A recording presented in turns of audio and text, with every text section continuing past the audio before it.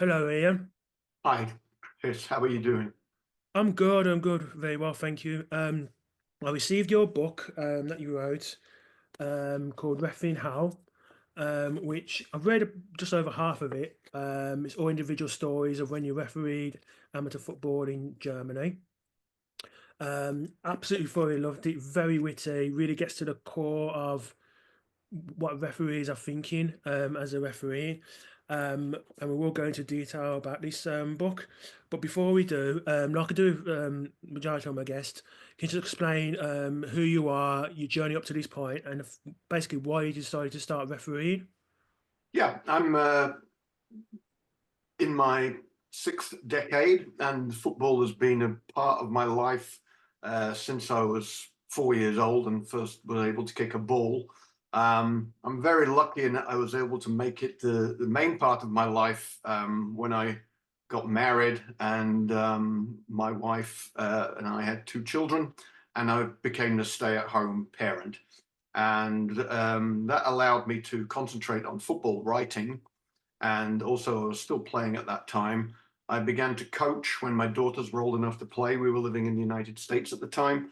And gradually, as I became more and more injury prone, I changed more towards coaching, and then I started as a referee because there was a need for that in the United States.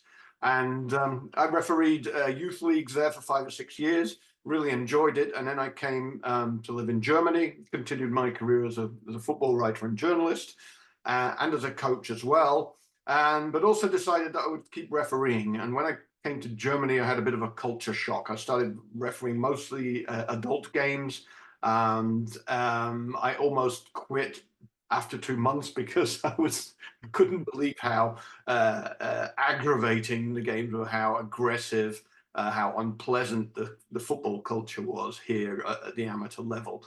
And at one point, my wife just said to me, "Look, just stop moaning." My wife appears in the book as Mrs. Ref. She just told me to either stop moaning and keep doing it, or just like quit, so I don't have to hear you like whining every Sunday evening when you come in.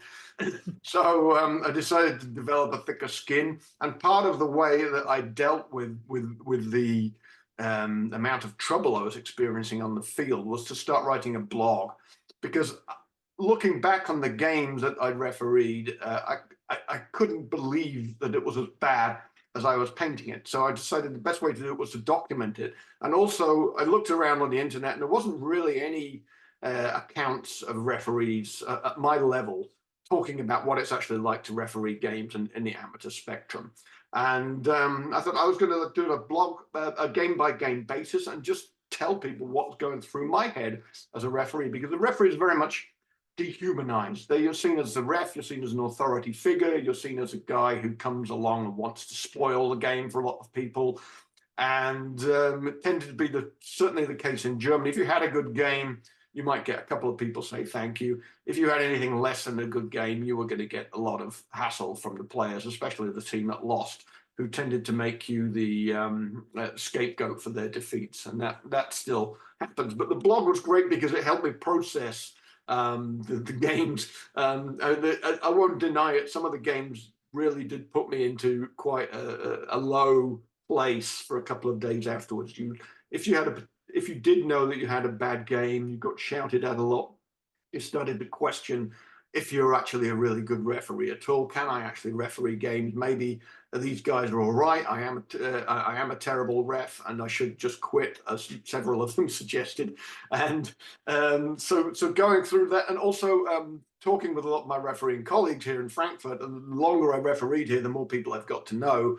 And of course, I realised at some point it's completely normal what I've been going through. Every referee here goes through the same thing. In fact, I was just walking home tonight. I was just coaching one of my girls' teams this evening, and I came out the ground and bumped into a refereeing colleague who gave me a long 20-minute rundown of what he'd experienced this past weekend, and how he said he's quit refereeing for the next 3 months because he needs to take a break.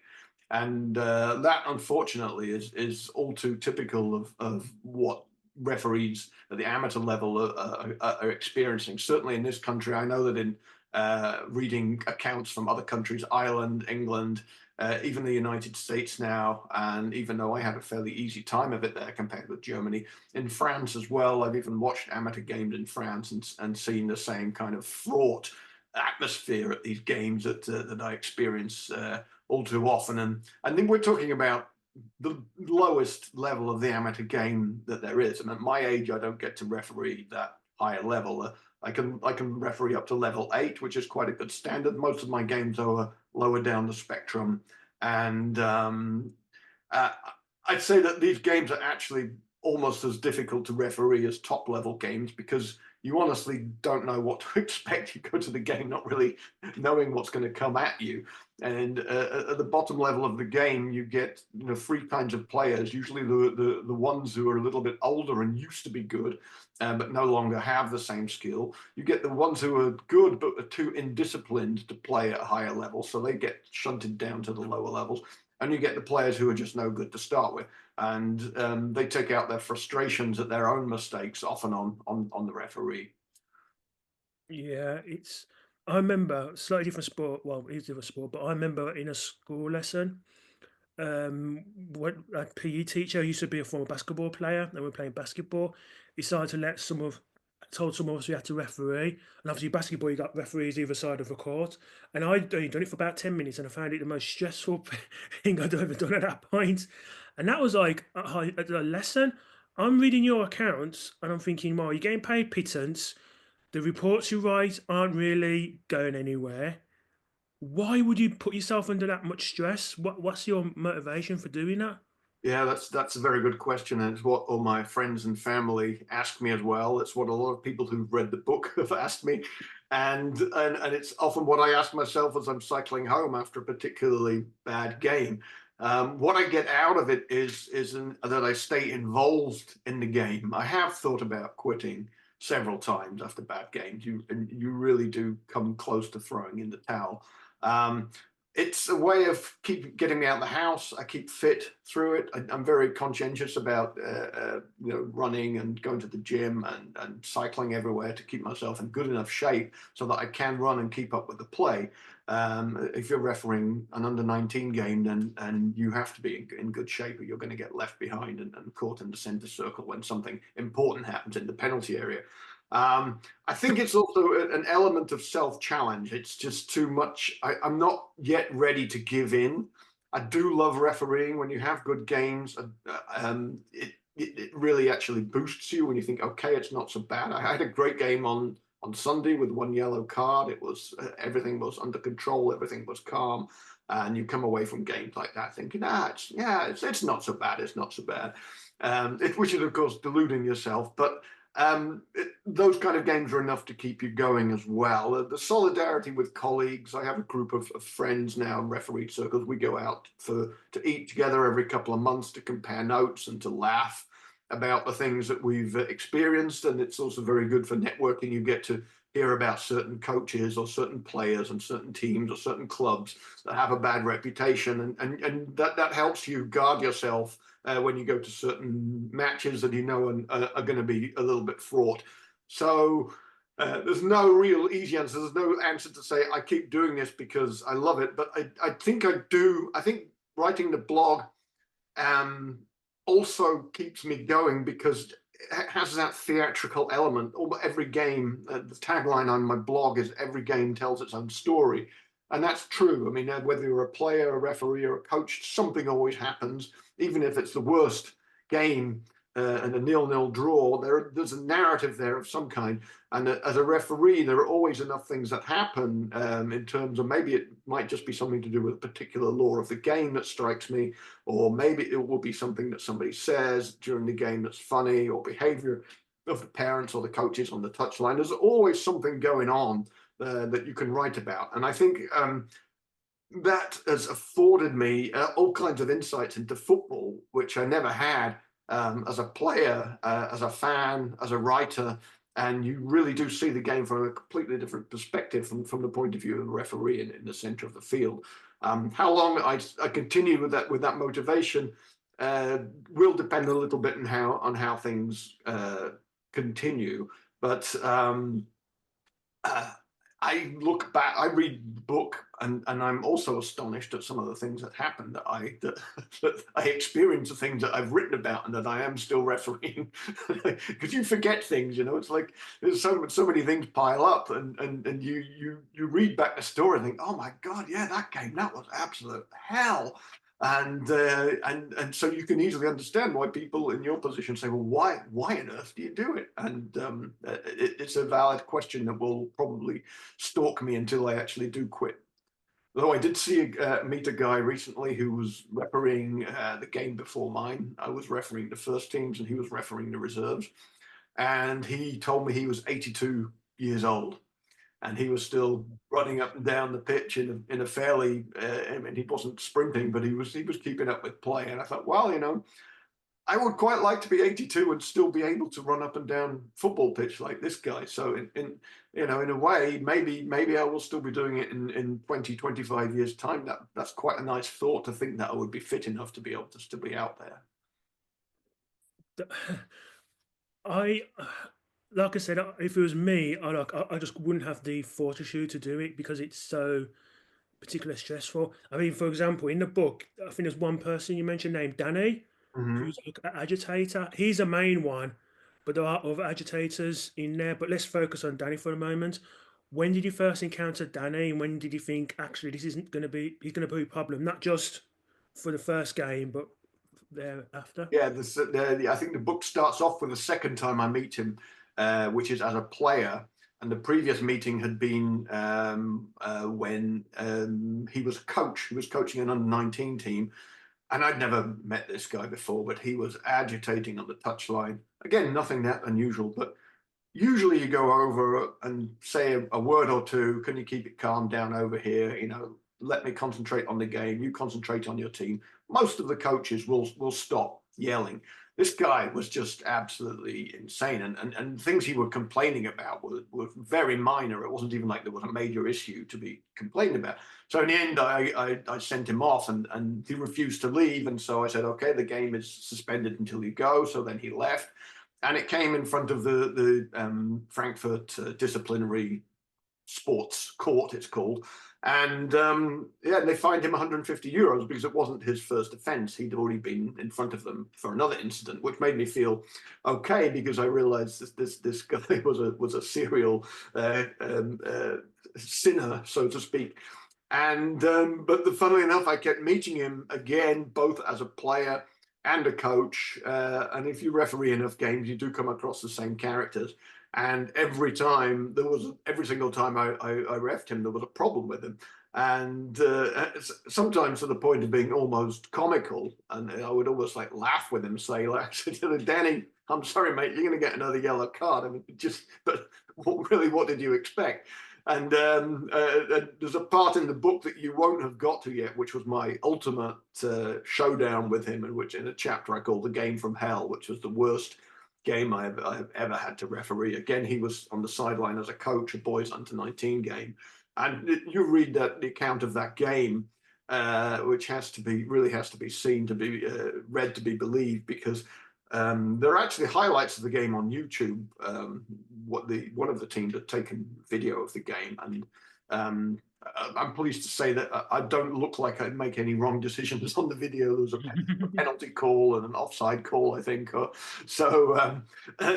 he was convinced that all referees were out to get him, and he was just known for being a deliberate troublemaker. He would try to intimidate referees from the start, and just doing ridiculous stuff, always just shouting about every incident. And the very last game that I referred to there, I mean, I said to him before the game, this is you 2 warnings and then it's a red card. This was just before they introduced red and yellow cards for coaches. It was actually the week before that law change.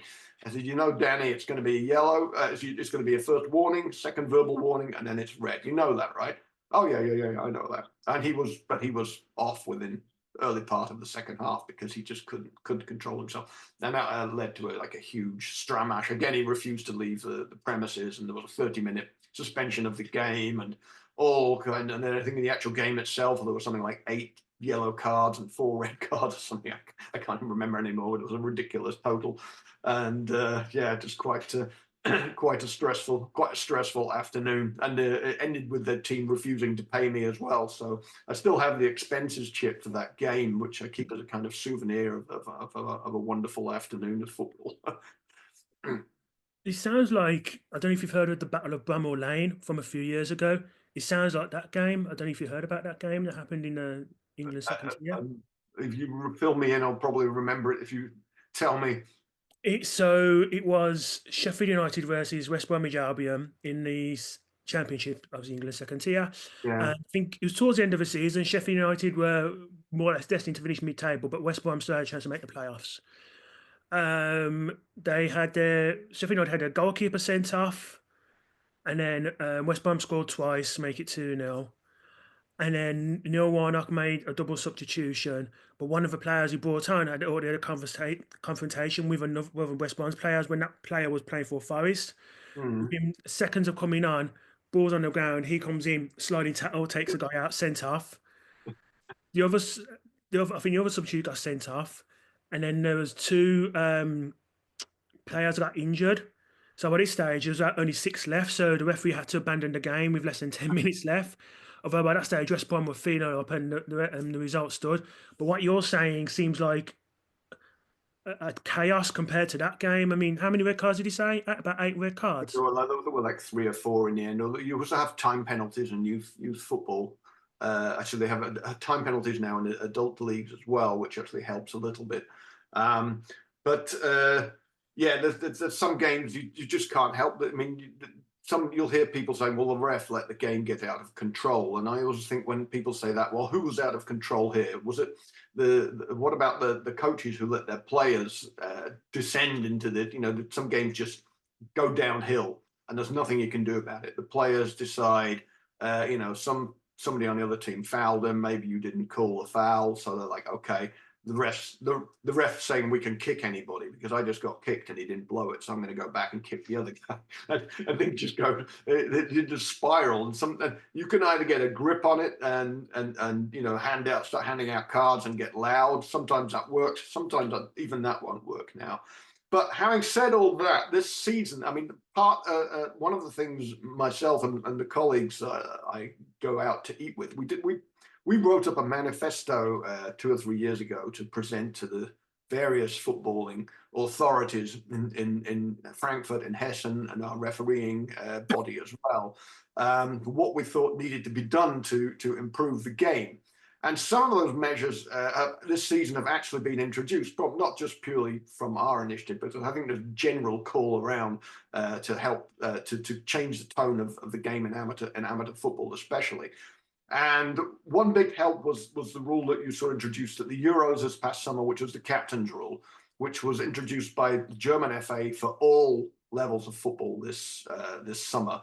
And I really, really welcome that. And it is a big help. And the game I refereed on Sunday, which I just told you about, which went very well, I said to both captains before the game, your players are familiar with the captain's rule? And they go, yeah, of course. So I said, okay, just to let you know, I apply that rule very strictly. And in this particular game, it was a big help. I didn't have a single moan other than 1 or 2 like little comments on the side that were just not, you don't have to take those too seriously. Nothing loud and in my face. The other measure they introduced this season as well is called in German it's called the Stoppregel, which is the stop law. And if your game is getting out of hand at any level, you stand as a referee, you hold your arms up and cross them, and then you direct both teams to their respective penalty areas for a cooling off period. I've done this in one men's game already this season, and it worked. It works again very well. It gives everybody a chance to get some perspective, to cool down, for the captains or the coaches to talk to their team. I will talk to both coaches, so you have to go and talk to your teams. Tell them to calm down. Too many fouls, too much back chat to the referee. If this goes on, we'll stop it again. And if it happens a 3rd time, then the game's abandoned, and you will all have to answer to the sport disciplinary court. And in the case of my game, the one stopping the game once was enough. I've not had to do it in any other games so far, thankfully. And I think the awareness of that measure is also a big help. Hasn't in overall, my problem is still a lot the behavior of youth team coaches.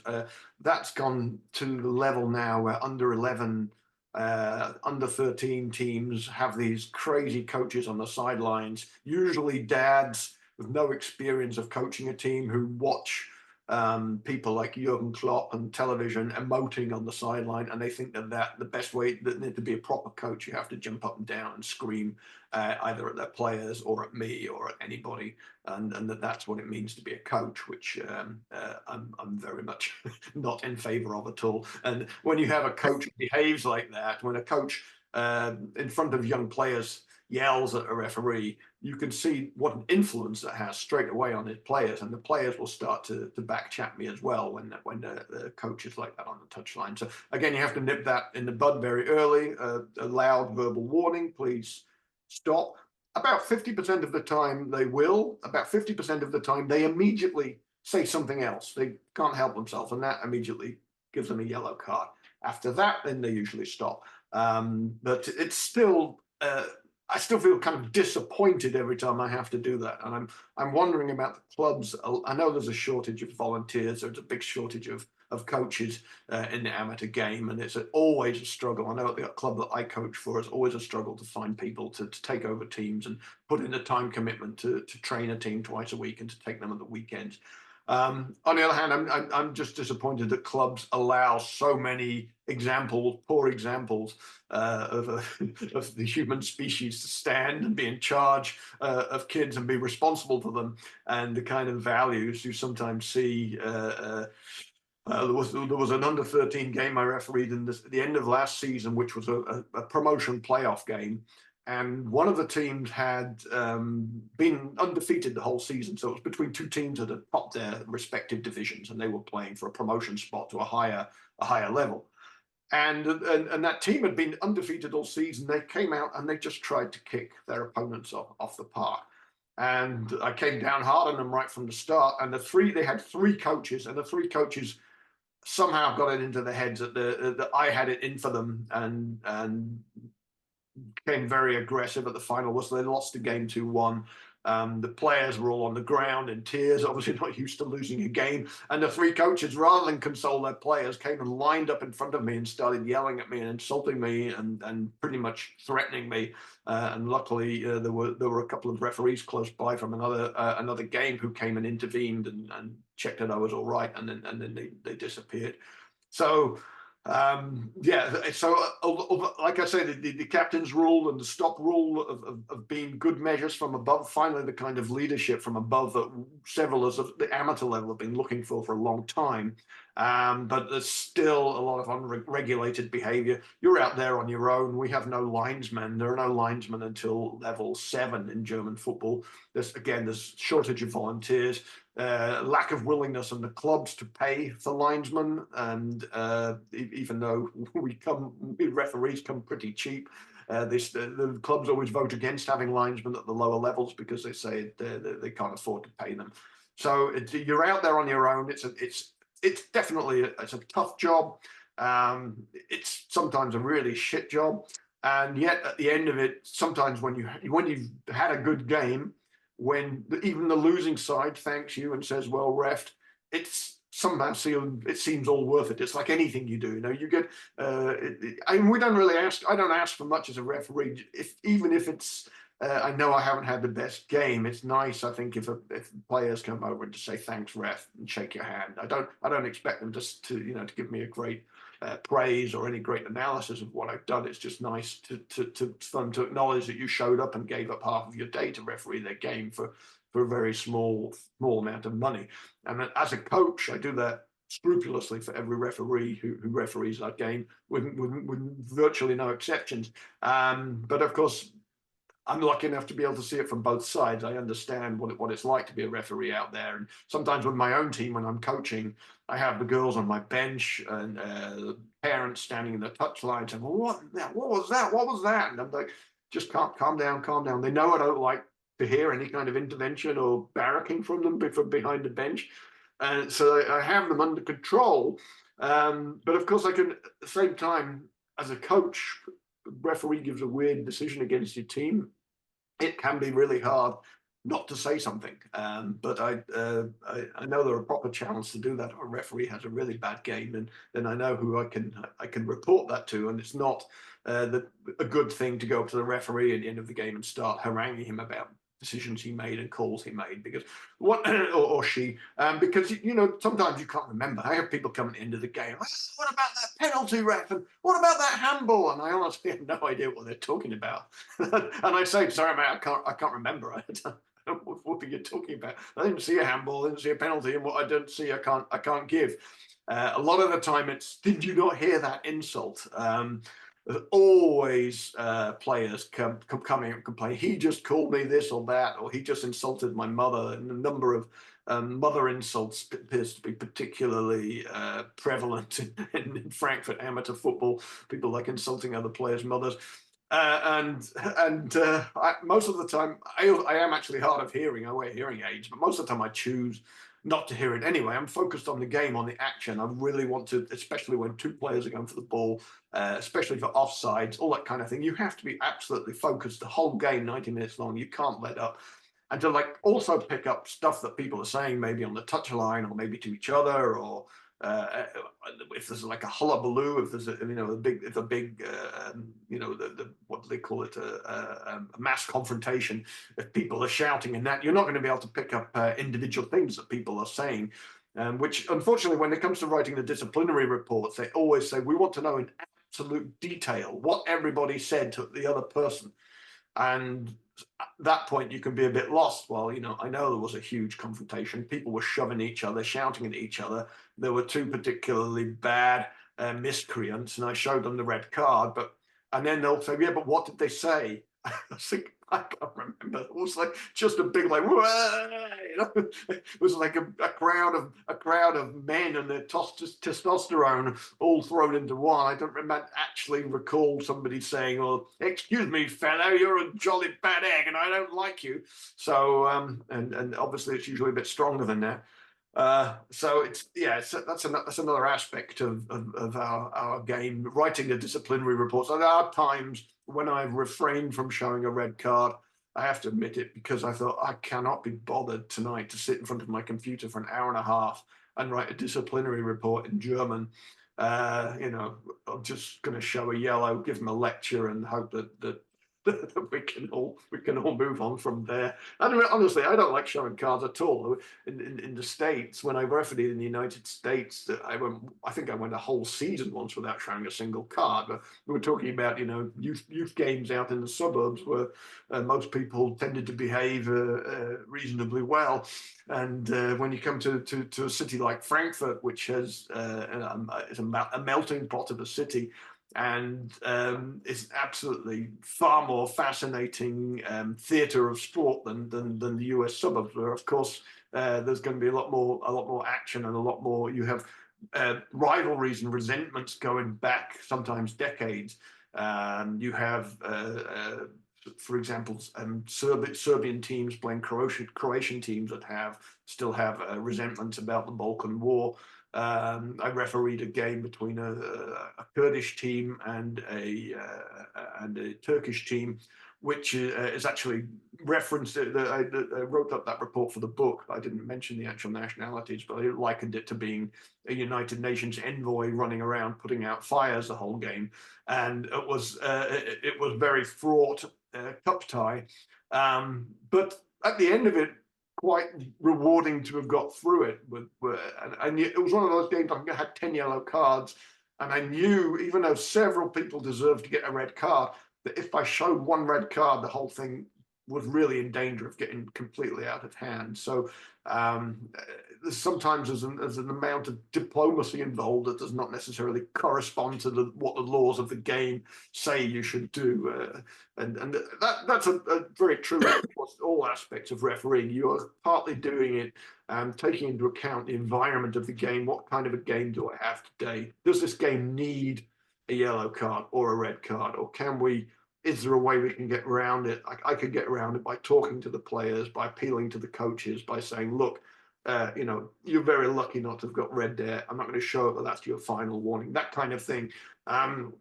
So yeah, some day and some games you just don't have a choice. There's a challenge that's particularly bad or nasty, or something that somebody says to you, and you're left with no choice. I'm sorry, and you kind of you feel bad about it in a way, but on the other hand, you say, well, it wasn't me that said it, it was you. It was you that said it. I'm just the idiot who has to apply the laws here, which never makes you popular. But as I said, all in all, overall, it's a fantastic job in a way, because it's always so interesting. You always have something to tell people about, and I sometimes say to people, look, stop me if I'm going on too much, because if they start asking me, how's the refereeing going, I can talk for 2 hours. And at one point I'll say, look, is that enough stories for you? And no, keep going. It's incredible. It's like, I can't believe what you put up with and why you would do that. And so it's, as you say, give them, I suppose, in a way, it makes me look maybe more interesting than I really am to be a referee. So there's that aspect of it as well. Yeah, it's I was thinking actually about some of your stories when you in the book I've read when you're just talking there, and you mentioned you had to referee a game between two nationalities to set up resentment over a war. And I remember there was one story in the book where you booked a player because he shouted at a someone in the crowd, and then you asked what he said, and he said, "Oh, that person was displaying anti-Semitic Yeah, abuse." In yeah. there, is that something that happens? Not so much that particular type of abuse, but does that happen with regards to players and people in the stands? That the abuse between them is quite high, or is it not? And that's not actually too bad. That was a particular case where the city's one Jewish club, Maccabi Frankfurt, was refereeing them against a team from Arab North Africa, and it's the team themselves behaved impeccably. There has been history in the past of bad incidents, but mostly those incidents have come from the crowd with those particular clubs. In general, though, it doesn't. I think we're sensibilized enough now in Frankfurt that uh, key games are targeted where the experienced referees will be given to games where they know there might be that kind of difficulty, and we tend to manage to be able to keep a lid on it. Later on in the book, I do describe refereeing a Moroccan derby, which was a level 8 game in Frankfurt between the city's two Moroccan teams, and there were 300 people there. And apparently, the previous season, they'd let a 17-year-old new referee ref the game because he could speak Arabic, and it ended up with him being chased to the changing room and locked inside his changing room, and people banging on the door threatening him. So that was all unbeknown to me at the time I was given the game. I kind of showed up, and I only found out about that afterwards. That was a very fraught game with yellow cards, and it was like 4-4, and I gave a penalty in the final minute, and the penalty was scored. The away team basically came for me at the final whistle, and then all of a sudden there was a line of stewards between me and the away team, and the steward just said to me, "Go to your changing room now and lock the door." So I did. And funny enough, that day I was really calm because I'd actually really enjoyed the game and refereeing in front of a big crowd. I felt that I'd actually had a reasonably good game, and that there was actually no decisions apart from the penalty maybe that was going to be disputed. Yeah, there's so many different kinds of teams in Frankfurt. There is really that really interesting dynamic of a lot of teams that formed out of diasporas. There's an Ethiopian club, there's an Eritrean club, a lot of the Balkan clubs, a lot of Turkish clubs, several clubs from the North African, from Tunisia, Morocco, and Algeria as well. There's a Korean club, there's a Greek club, and then you have like the traditional Frankfurt clubs, all of which have very mixed playing staff, and all reflecting the Slavic and Turkish immigrant scene in Germany since the 1960s. So it's a fascinating way to. I mean, most of the referees as well, we're not from what you would call traditional German background. So it's a really fascinating scene. It's a total melting pot kind of multi-ethnic football scene, which is definitely one of the strengths and what makes it such an important part of the city's culture in terms of integration. And so that's also adds to that kind of theatrical element, which I talked about before, which I know one of my unwritten project has always been to write a book about where all these teams came from and how they came to be formed and how they see themselves in Germany and that kind of thing. I've just been not had the time to get around to doing that yet, but that's something I would be really interested in doing actually down the line. Okay, cool. It was one thing you mentioned was time penalties, Mhm. which I'd never heard of before when I read the book. What are they, and were they introduced at amateur level in Germany? So first of all, they when I arrived in Germany 10 years ago, time penalties were only used in youth football. So first of all, you would give a yellow card. For a next yellow card offence, the player will get a 5-minute time penalty, and then if they came back in and committed a third yellow card offence, only then would they get a red card. You could still give straight red cards out at any time, but this was I think to minimise the possibility of teams going a player down because of a red card. They introduced that into the men's game on an experimental basis, I think 3 years ago, which is a 10-minute time penalty. And I found that quite useful because it gives you a bit more leeway. Say, right at the start of the game, somebody moans at you. Well, normally, previously, I would probably have not given him a yellow card, but more a verbal warning saying, cut that out. Now I feel I can give a yellow card out straight away saying no moaning, and they're still 2 offences away from getting sent off. So it's not quite so critical, but it does set a signal. The yellow card is a very clear signal. I'm not a referee who puts up with people moaning at me. And so in that respect, I've actually found it quite good. Among my colleagues, it's very mixed. Some think that it's too wishy-washy. I think that we're better going back to the old straight yellow, straight red system, rather than this messing about with a 3-tier punishment. But you can also go straight to a time punishment. You can skip the yellow card. So if you've got the grey area, you think, well, that was a serious foul, but maybe too serious for yellow, but not quite serious enough for red. So, I've got the time penalty option there. I can send somebody out. I also quite like if players have a confrontation, a really angry confrontation where they're pushing each other. And I think, well, rather than yellow card here, I can send them both out for 10 minutes to cool off.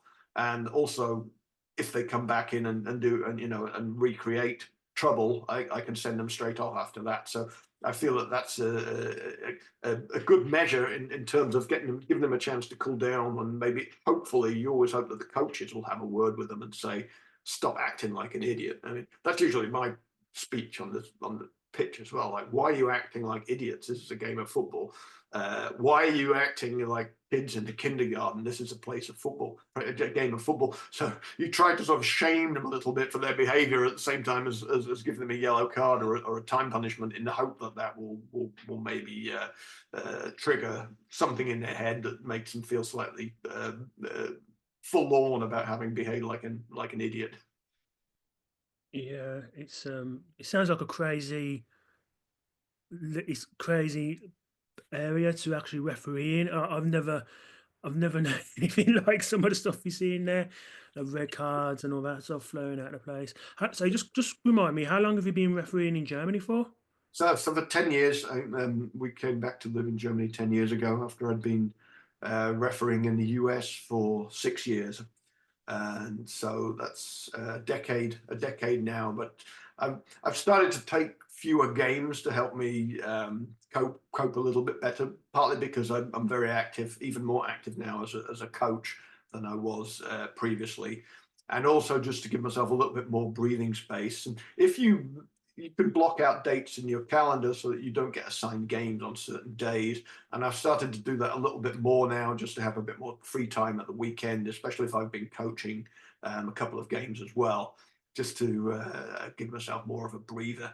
I think I was also looking at the book again earlier today, and there's a period there at the start. I think I refereed some 7 games in 9 days at one point, and the thing is, if you were available and there are a lot of games on, and there's a shortage of referees, then you will be given games, and which is nice to maybe earn a little money and to keep yourself fit. But if you have a fought game one day and then you have to go straight into another game the next day, it can get a little bit too much. And I think as I'm also getting slightly more mature in terms of my body, and no longer quite able to sprint up and down the field like I used to be able to.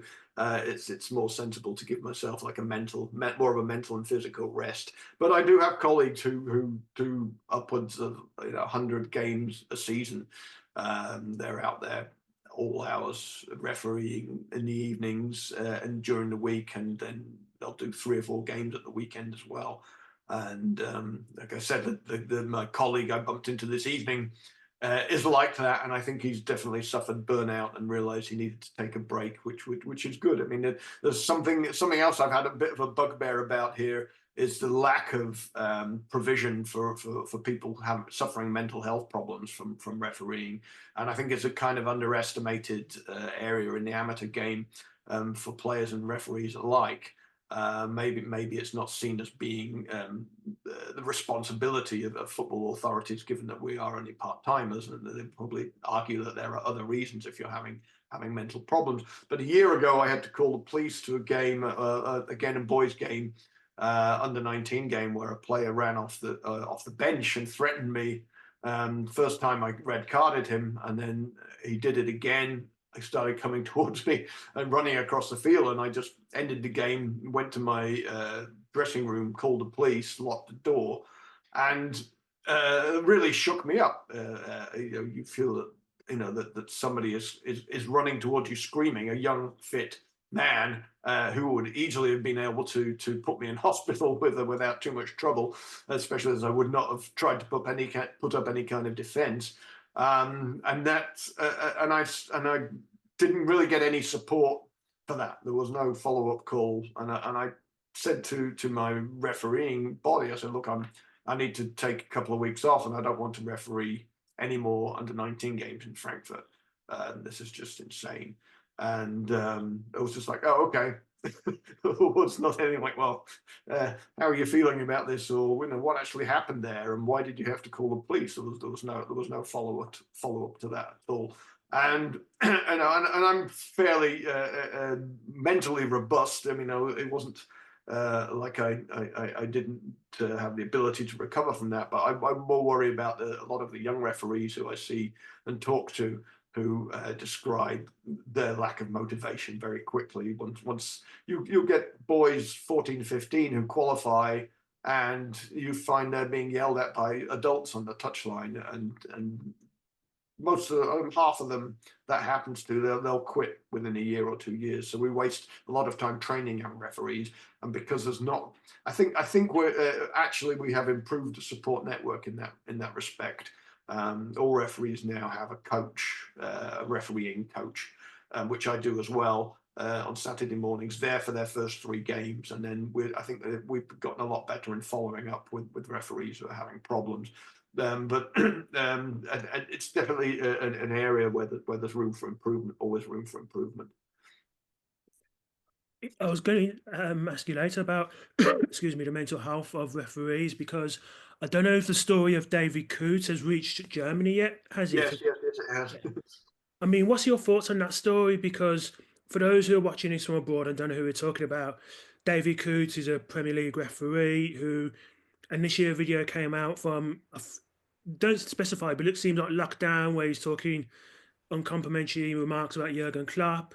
Then another video came out where he's seen snorting a white powder, and I think this was the day after he was a VAR during the Euros.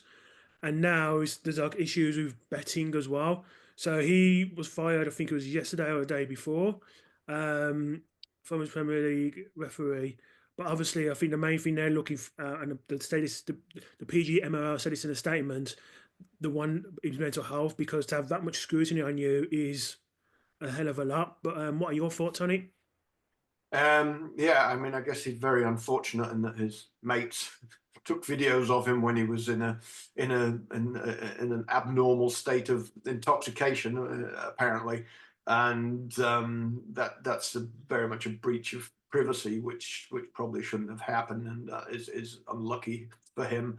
Um, as regard, I don't really know enough about the ins and outs of the particular case to come to a judgment, but I think it would be good if he had been offered some kind of if he had been offered some support and said, well, why did this happen, and do we have a way of dealing with it rather than just firing somebody? And I think that's true in any workplace. And people have incidents, they do or say things they regret, they drink too much, or and we all have opinions in private about the coaches we referee, which we wouldn't want to be heard by other people.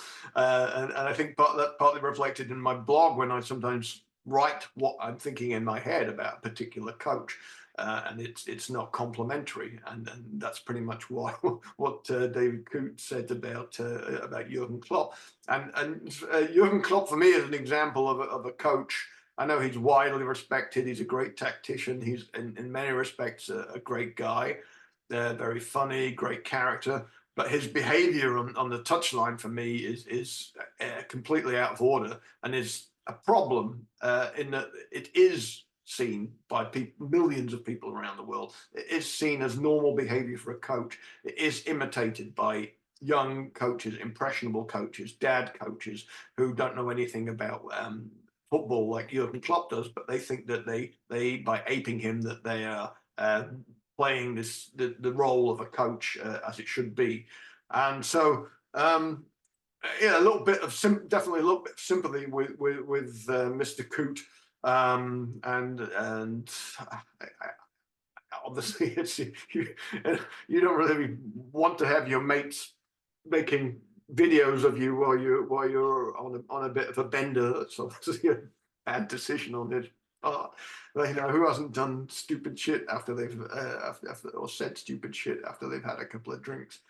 So yeah, but yeah, pressure. I don't envy top flight referees. I was on actually a refereeing course a couple of weekends ago, and courtesy of the Hessen Football Association, and they invited 20 referees from around the state as a kind of reward for our work, for an educative weekend. And part of that weekend, we went to watch a fifth division game, and we got to look at the refereeing crew. The refereeing crew had an observer there as well, and then in the evening, the refereeing crew came to our headquarters, and we analysed the game with them, and we were allowed to say what we thought. We asked them questions. Why did you make that decision? It was a fascinating insight, and this was a crew of 3 young lads in their early 20s. It was it was like second versus third place at the top of the German fifth division or fifth level game. It was good standard, very fast game, and I just thought I was just full of admiration for the way they dealt with the coaches, the way they dealt with the players, the way they called the game, everything they saw. Just and all I could think while I was watching this game was, I'm so glad that I'm on the touchline with my Wurst and my drink and watching this game, and that I'm not out there trying to keep up with it, because you see the pace at which things happen. I mean, they guys have one look at it. They have 1 second to make that decision. Of course, you're not going to make the right decision every time. And in football, anyway, there are a lot of 50-50 calls that, you know, you ask 50 referees their opinion, and 25 will say one thing and 25 the other. There are a lot of subjective calls in football, especially when it comes to assessing fouls, holding, pushing. That came up in the discussions in the evening. Why so many defenders allowed to grab players around the body now and get away with it, when it explicitly states in the laws of the game that is a foul. And so all these kind of issues, the handball law, don't even get me started on the handball law. There's so many things that make interpreting the laws quite challenging. And as that's discussed so much at high level nowadays, and as decisions are scrutinized by the media and the 27 cameras in the stadium, I think at the amateur level now, more people expect that kind of perfection. They expect, like you with your 2 eyes and no linesman, to make the right decision every time. and that is also a big challenge. So as I say, these young lads were absolutely amazing, and I think we underestimate how much work goes into being a referee, and the devotion that it takes to be a referee at any level, whether you're refereeing under nines on a Sunday morning or whether you're refereeing the very top level of the Premier League. I look at the guys refereeing those games, and I think you must have nerves of steel to be able to go out there and in that kind of atmosphere, not just with the 70,000 fans and the screaming coaches on the touchline, but with this intense scrutiny of 27 cameras, being able to see your decision from every single angle. It's incredible how much they get right when you actually do analyze it in the end, especially offside decisions. You see how, despite the VAR coming in, a lot of the time you see the linesmen call it right nearly every single time, and I think there's even though always moaning about the standard of refereeing, as soon as there's one thing goes wrong in one big game, we get that here in Germany as well. I think that the judgments and referees are often way too harsh from the media and the public too on social media. Yeah, I've always felt that referees, yes, they make mistakes, but they're very convenient scapegoats for a team's failings. And actually, that's something you put in the book, where you'll say to people, "No, it's because you basically were poor during the day. It wasn't because of yourself." Um, do you think? Funny enough, I had a debate a couple of months ago about VAR, and I said one of the issues that referees have with what VAR has created is it's not so much the referee's fault. I'm looking because I read some of these rules, like the handball rule, and I think it can be interpreted in so many different ways.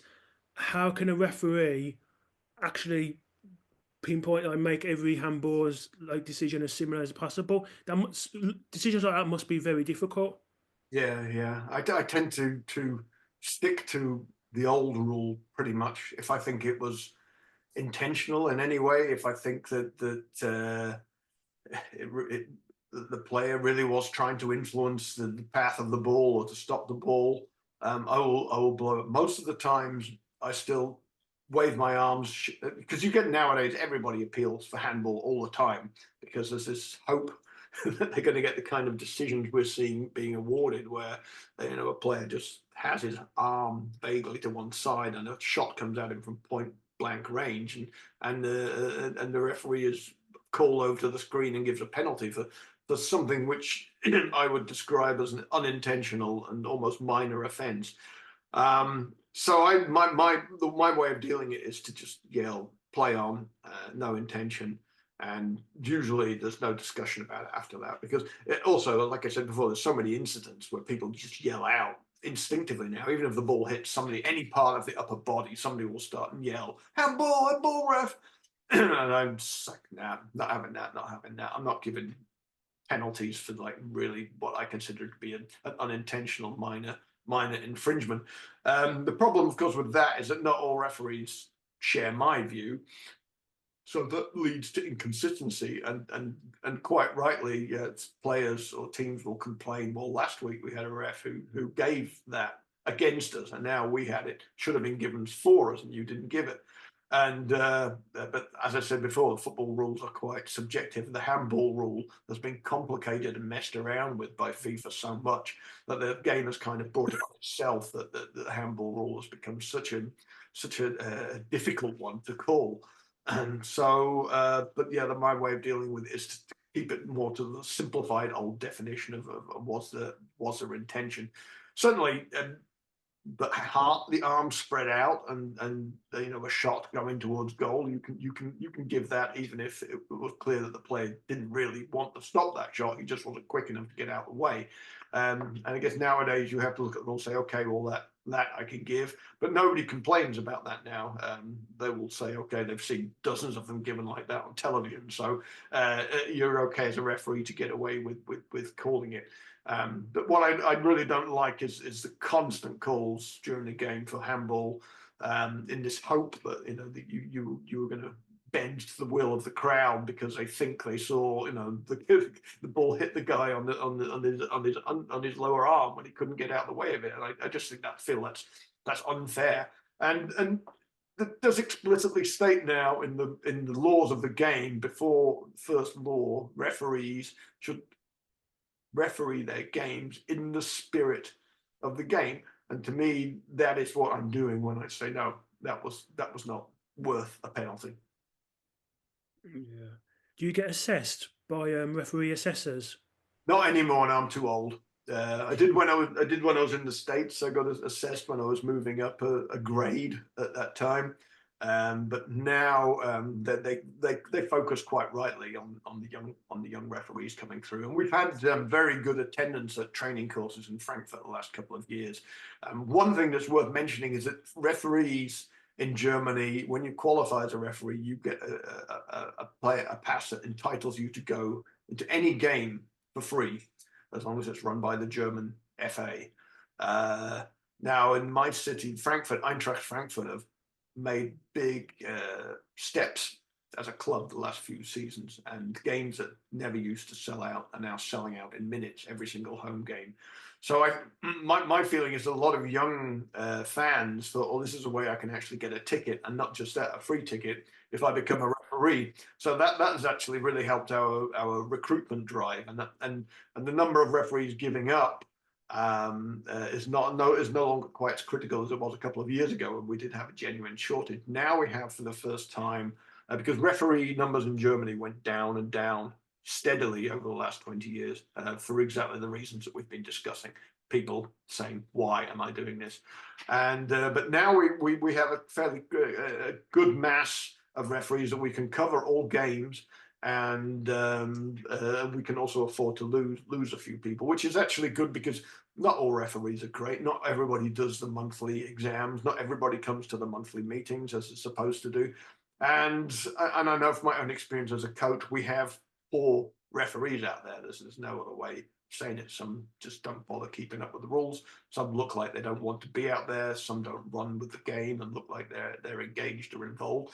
And for me as a referee, that I find that's the kind of thing I will report to my referees association, saying, well, no, I had good referees this week, last week, the week before, but the one before that was just, to my mind, not up to scratch. You might want to take a look at him or give him another assessment and check him out, or maybe talk with him about why he's being a referee. So yeah, it's the situation actually got better since I wrote the book in general. But as I say, meeting my colleague tonight, he's saying we should go out and strike. It's got so bad, we should go out and strike. And I have sympathy with that view as well, because there are too many clubs in the city that just are serial miscreants when it comes to their disciplinary behaviour on the field. And we think there should be higher fines, there should be more stringent bans and suspensions for players coming from the FA in here in Hessen. And they're just not strict enough. It's kind of against all my anti-authoritarian leanings to say that, but I think when it comes to the situation on the football field, you can't afford to be too understanding when it comes to poor behaviour. It's an arena where there are strict rules, and those rules, when it comes to decency and the way your treatment of other human beings, whether they're other players or referees, I think if you can't keep to those norms, then you should be thrown out of the game. How long would you like to keep on refereeing for? Well, like I said earlier, my goal would be to keep up with the 82-year-old colleague I met a couple of years ago. I'm not sure Mrs. Ref would be too thrilled to hear that. I think as long as I can, as long as I feel I'm keeping up. I mean, I've refed an under-19 game a couple of months back, which was very high level. Level above beyond which I played as a player in my youth, and I was able to keep handle on it. It was okay. I read you super concentrated, especially on the games like that. You really don't want to make a mistake in a game like that. And it's always the question I have in the back of my mind: have I still got it? Am I good enough still to referee at this level? And as long as the games go okay, I think I will continue to do that. But as long if it comes a point where I feel I'm slowing down, I'll say, okay, just give me the under-13s from now on because the pitch is smaller, and that's the only way I can keep up. But I'm still I still seem to be relatively fit, but at my age, it only takes a buckled knee or something to go wrong with a particular part of your body. A colleague of mine had a minor heart attack when he was refereeing a couple of weeks ago, and he's a guy who's run several marathons, very fit. So you never know. Unfortunately, at my age, when things might take a turn for the worse. But I would love to still be able to referee in another 10 years' time. I would love to be able to um, think that I'll still be enjoying it and getting something out of it, and that I'm also contributing something to my local community by effectively being a volunteer, because the pay we get is not really pay; they call it expenses, and it's to cover your costs, your travel costs, and it's basically little more than I guess you call it beer money or pocket money. It's not. None of my people I know referee because they want to make money. We do it because we love it. And it is also nice to get free tickets to go and watch Eintracht Frankfurt and the Bundesliga at weekends every now and again. That is kind of a nice reward for you, for an acknowledgement that you are doing something for the amateur game.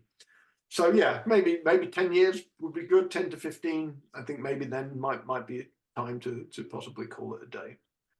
Okay, cool. Just quickly, because coming towards the end, if people want to find out or read more of what you've written, where can I go to? Um, well, unfortunately, I write a regular column for an American website, Soccer America, but that's behind a paywall. I do tend to write about a lot of refereeing issues on that website, and it's also very cheap to subscribe there at socceramerica.com. I write about a lot of refereeing issues. I'm very interested in the politics of football, FIFA, and human rights. I do a lot of book reviews as well. I'm very interested in football literature. If you want to read my books, it's Reffing Hell, of course, which we've been talking about for the last hour or so. I wrote a book about the North American Soccer League called Rock and Roll Soccer. And I wrote a book of football short stories called For Whom the Bull Rolls. Next year, there will be two more books coming up, but we're not quite at the point yet announcing what those are. And we know what they are, but it's a case of watch this space. But two new books next year, which we were hoping to publish simultaneously with Halcyon, which I'm very excited about as well. Mm. Ian, it's been an absolute pleasure talking to you. Thank you so much for coming on into the podcast. It's been an absolute pleasure. It's been great to talk to you as well. I've really enjoyed it. Thank you.